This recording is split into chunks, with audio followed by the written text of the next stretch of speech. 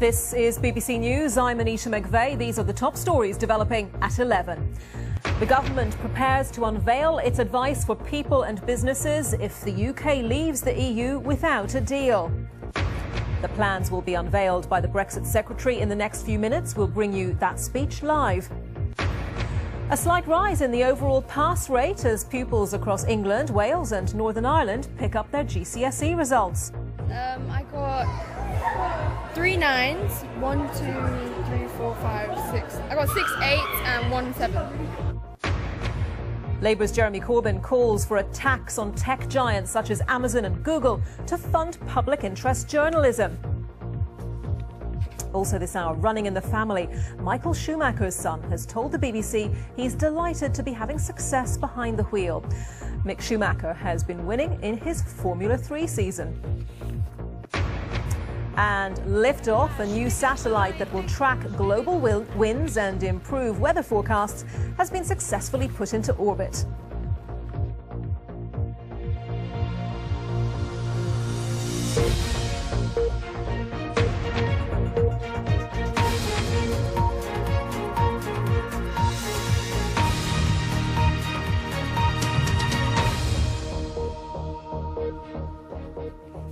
Hello, a very good morning to you. It's Thursday, the 23rd of August. I'm Anita McVeigh and welcome to BBC Newsroom Live. Our top story today, the government is about to publish the first in a series of around 80 papers advising people and businesses on contingency plans in case the UK leaves the EU without a deal. In a speech in the next few minutes, the Brexit Secretary, Dominic Raab, is expected to say they'll help make sure the economy continues to function smoothly. He told the BBC Radio 4's Today programme he hoped the documents would provide reassurance about the risks posed by a no-deal Brexit. So there are risks here, but let's not have this, the risks blown out of proportion, out of context. What we're going to do today is be honest about the risks, inform those affected, whether in the public sector, whether they're individual citizens, whether they're businesses or charities, and give some guidance, and I hope with that some reassurance and also, critically, some context about the risk.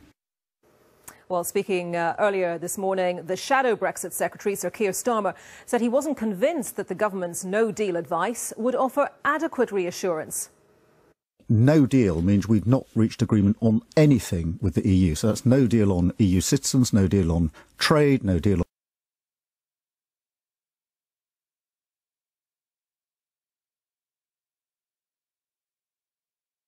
on 8 weeks before we're supposed to reach agreement is going to reassure anybody, I think is fanciful. I think it actually reflects the fact that these negotiations are going badly and the government is now moving into panic mode.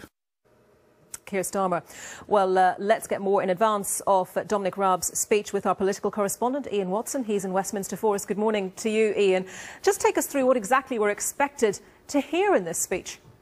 Oh, we'll hear a very great deal, actually, Anita. Obviously, the opposition might not be desperately pleased by it, but what the government is going to be doing is setting out the first 25 papers, technical papers they call them, looking at life after a no-deal Brexit. There'll be perhaps 70 or 80 of these papers produced in all in due course. And really, you will get the idea that Brexit really affects every aspect of British life when we see these papers. And we're covering everything from organic food production through to our major earner, the financial services sector, with the medical supplies and how farmers are paid, all that in between. So there will be quite a bit of detail. I think there'll be more than 100 pages of documents coming through. But I think the political message from the government is this, that actually what would spook businesses more than suggesting that there's a prospect of a no deal is the prospect that the government hasn't properly prepared for every eventuality. So what they want to do is to say, look, we have done our homework, we've done due diligence, we're actually looking at this. Secondly, I think from Dominic Raab's point of view, somebody who was a Leave campaigner during the referendum, he wants to challenge what he sees as some of the so-called scare stories around Brexit. So, for example, in medical supplies, he wants to be able to say, look, we're almost self-sufficient, for example, in blood supplies. So perhaps the effect of a no-deal Brexit might be less dramatic than you think. There'll be advice to banks, for example, on setting up subsidiaries on the continent so they can continue to do business as they do now, even if we're outside of EU regulations. So some of it will be very technical. Some of it, I think, will be an attempt to reassure rather than to spook people. But I think from the point of view of opposition politicians, they'll be saying, firstly, that as far as no deal is concerned, yes, this is a panic by the government. But secondly, and I think even more interestingly, what Keir Starmer has been saying this morning is that he doesn't think there's a majority in Parliament for a no-deal scenario. He thinks if Theresa May's deal also gets voted down, then he personally... Ian, I'm just going to interrupt you because Dominic Raab is just beginning his speech. The public sector and the voluntary sector should take in order that we can make sure that the United Kingdom goes from strength to strength, even in the unlikely event that we do not reach a negotiated deal with the European Union. I'm just back from Brussels after a further round of negotiations with Michel Barnier. We're stepping up the pace and the intensity of our negotiations, and I'm confident that a good deal is within our sights. That remains our top priority. It remains our overriding priority. So before I talk about planning for no deal and the technical notices that we're publishing today, I want to reaffirm what we expect the negotiations to deliver. A good deal with our EU friends, one that works in our mutual interests, and a deal that recognises our shared history and values, but also provides a strong and sustainable foundation for our future relationship. So yes, winding down our membership of the EU, but maintaining our close trading relationship, building on our operational security cooperation, and sustaining the networks of cooperation from research to student exchanges, which we prize on all sides. I'm still confident that getting a good deal is by far the most likely outcome. The vast majority, roughly 80% of the withdrawal agreement has now been agreed, and we're making further progress on those outstanding separation issues. And of course, those settled issues include our agreement on citizens' rights, so that 3.5 million EU citizens living in the UK and the 1 million Brits living in the EU have their rights assured and can carry on living as they do now. Now, on the basis that nothing is agreed until everything is agreed, we've agreed the financial settlement. And we've also agreed the terms of an implementation period to give businesses the clarity and a sensible lead time to adjust to the changes that Brexit will bring, whilst also making sure that people can feel confident that there is some finality to the whole process of leaving the EU. On Tuesday, I met with Michel Barnier in Brussels for the third time since my appointment. We made progress on those outstanding separation issues. We continued our focus on the incredibly important issue around Northern Ireland, and I explained further the UK proposals on our future relationship based on the white paper that we published in July, addressing our future economic partnership, as well as the security cooperation that we want to continue to protect all of our citizens. I'm pleased we've now agreed with the EU to continuous negotiations, as I've been arguing for, to energise the final phase of the diplomacy, and to reach a deal that is in both sides' interests. If, as I expect, the EU responds with the same level of ambition and pragmatism, we will strike a strong deal that benefits both sides.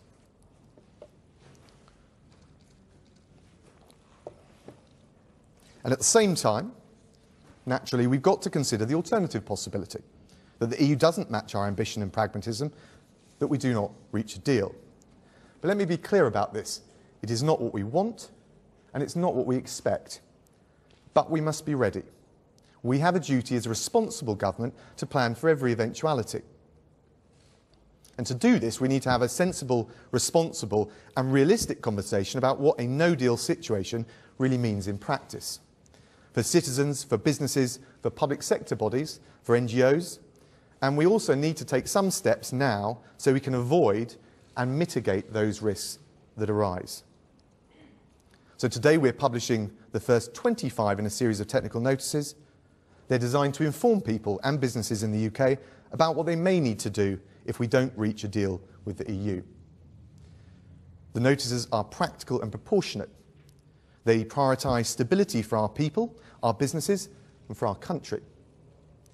They're part of a common sense approach to planning for a no-deal Brexit and they underline our resolve, whatever the outcome of the negotiations, to chart our own course in collaboration with friends abroad to deliver on Brexit in a way that serves the best interests of the British people. In the notices themselves, we set out clear steps that public institutions, companies and people should take, or consider taking, in order to avoid or mitigate or manage the risk of any potential short-term disruption. The overarching aim of the notices is to facilitate the smooth continued functioning of business, transport, infrastructure, research, aid programmes and funding streams that have previously come from the EU. In some cases, it will mean taking unilateral action to maintain as much continuity as possible, at least in the short term, in the event of no deal, and irrespective of whether the EU reciprocates in practice. Let me just give you one example of what I mean by that. The batch testing of medicines. At the moment, they only need to go through one set of checks, either here in the UK or in the EU, in order that they are deemed safe to be used by patients, and that's by virtue of our participation in the European regulatory network. Now, in a no-deal scenario, the UK won't be a participant in the European regulatory network that supports this process, but we don't want delays or disruption to supplies from the EU. So we propose accepting the testing and safety approvals of existing medicines if they've been carried out by a member state regulator. Now, that's just one illustration of what we would do in a pragmatic way, unilaterally if we were required to do so. It's a sensible approach for two reasons. First, it simplifies the planning for those businesses that are exporting from the EU by avoiding the need at short notice to adapt to new regulations. Secondly, it minimises any potential disruption for UK businesses or consumers on that particular source of supply, in this case, medicines from the EU. Now, of course, given that we start from a position of common rules, we would also hope, and I think expect, in good faith between close partners, that the EU would recognise medicines from this country with our regulatory approval. But in the no-deal scenario, we can't guarantee it. Now, more generally, whilst we may choose to take this approach to achieve continuity and stability in the short term, let's be clear about it, we'll be outside the EU. We will be free to diverge, but we would only do so when we are ready, on our terms, in the UK national interest, when it's right for the British people. Now, the reason I took the job of Brexit Secretary is because at this crucial moment in our history, I want to see the UK leave the EU in the best possible way. Preferably with a deal, but prepared on any eventuality to manage the risks and grasp the opportunities of life outside the EU. When I was appointed, the Prime Minister and I discussed the importance of stepping up our no-deal preparations. And with 7 months to go until we leave, we need to pick up that work so that our plans are properly in place in time. And that will enable us to build on the substantial preparations that have already been made over the last 2 years. And I'd like, if I may, just to set a few of them out. First of all, working with Parliament, we've put in place the legislation we need.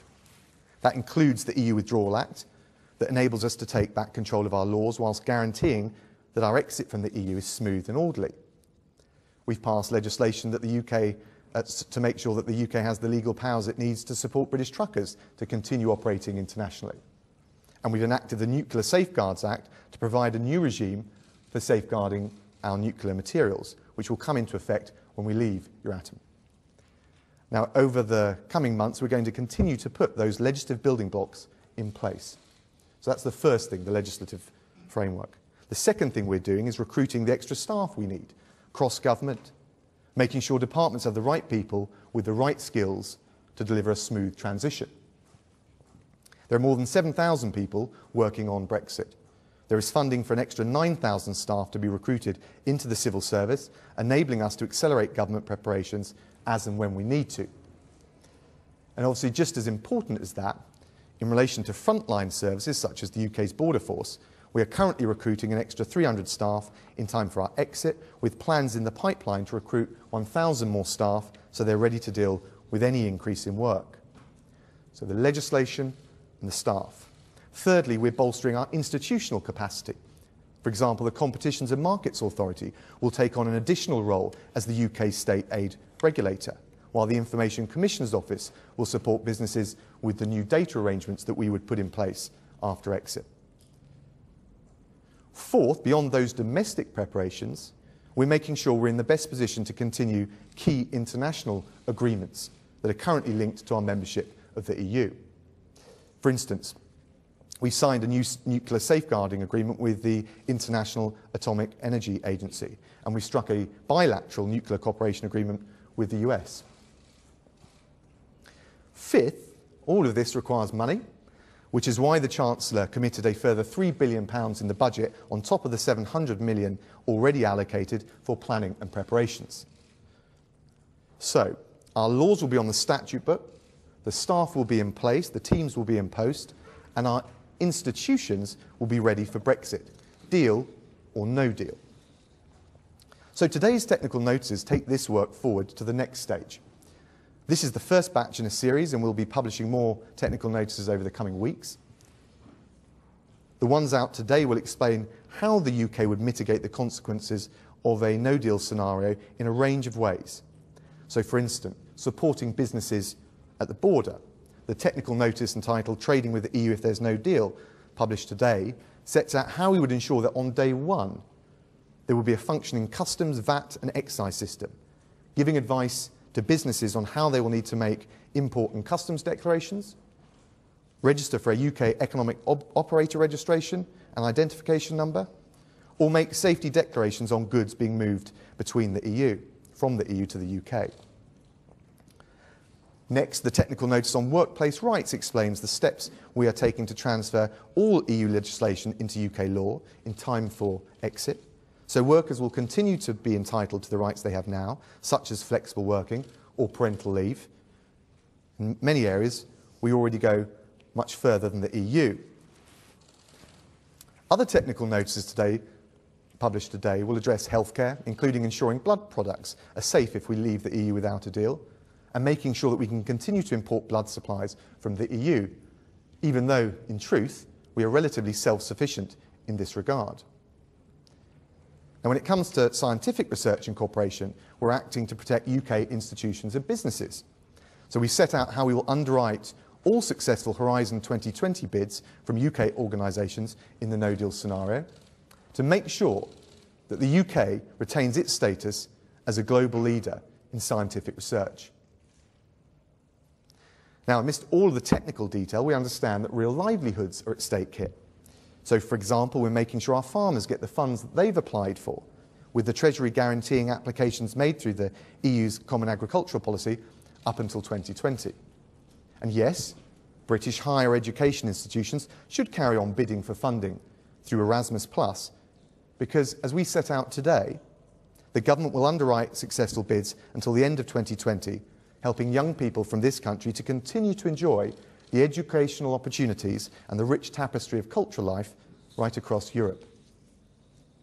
So too for our trailblazing NGOs fighting global poverty. We've guaranteed their funding from successful bids from the European Civil Protection and Humanitarian Aid Operations. So these technical notices and the ones that will follow shortly are a sensible, measured and proportionate approach to minimising the impact of no deal on British firms, citizens, charities and public bodies. They will provide information and guidance, and after some of the misinformation that's been put about lately, some reassurance. Take just one example of that, the suggestion that a no-deal Brexit could spark a sandwich famine in the UK, or that we've asked the army to deliver food supplies. In reality, our food and drink supply is diverse. In 2016, DEFRA food statistics show the UK supplied half of the food that we consume here at home. 30% did come from the EU, 20% from the rest of the world. Who is credibly suggesting in a no-deal scenario that the EU would not want to continue to sell food to UK consumers? In any event, we've set out practical measures to mitigate any risk of disruption to supply, through the recognition of EU food standards, our pursuit of equivalency arrangements on food regulation with the EU and indeed with non-EU countries, and through our support for our farmers at home in terms of the financial funding streams. So let me assure you that, contrary to one of the wilder claims, you will still be able to enjoy a BLT after Brexit, and there are no plans to deploy the army to maintain food supplies. I think it's also worth saying that most of the worst-case scenarios being bandied around imply that the EU would resist all and any mutual cooperation with the UK. In reality, I find it very difficult to imagine that our EU partners would not want to cooperate with us, even in that scenario, in key areas like this, given the obvious mutual benefits involved. At the same time, in the unlikely and I think regrettable event of no deal, a balanced appraisal should recognise that there would also be some countervailing opportunities. The immediate recovery of full legislative and regulatory control, including over immigration policy. The unfettered ability to lower tariffs to bring into effect new free trade deals that we negotiate straight away. And mindful of our strict legal obligations, a swifter end to our financial contributions to the EU. So while we're striving for the best outcome and a good deal from these negotiations, we stand ready to deliver Brexit for the British people if there is no deal.